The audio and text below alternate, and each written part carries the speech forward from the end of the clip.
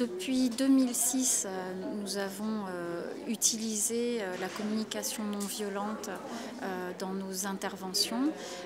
et progressivement ajouté des ingrédients supplémentaires. Donc au départ, évidemment, avec le coaching individuel,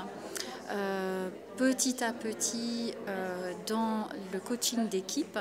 à savoir que le même processus qui libère la parole pour un individu va le faire aussi dans un collectif avec grand intérêt, dans par exemple une discussion nécessaire autour d'un problème, d'une situation conflictuelle ou bien même d'un fonctionnement d'équipe, soit de l'équipe elle-même, soit de l'équipe avec des interfaces. L'intérêt est de cibler les personnes, surtout par rapport aux besoins qu'elles amènent. Nous avons par exemple formé des managers dont le besoin de départ était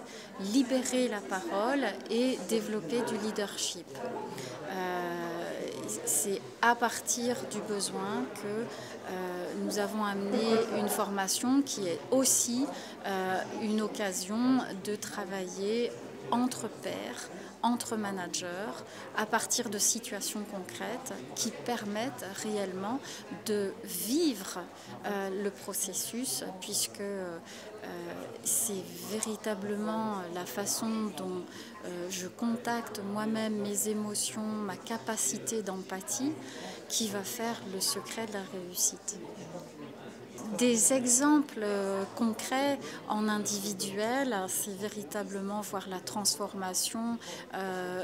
d'une personne qui a l'habitude de vivre dans un milieu industriel, peut-être technique, très fort, etc.,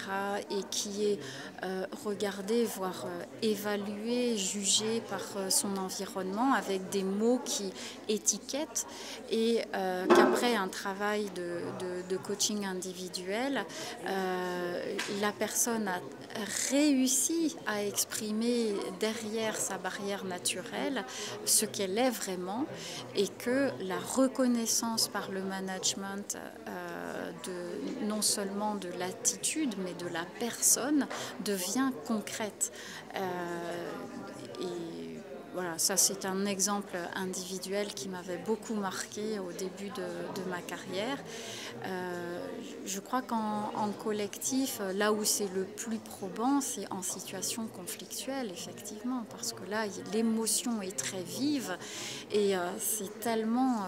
extraordinaire en fin de séance de ressentir non seulement l'apaisement, mais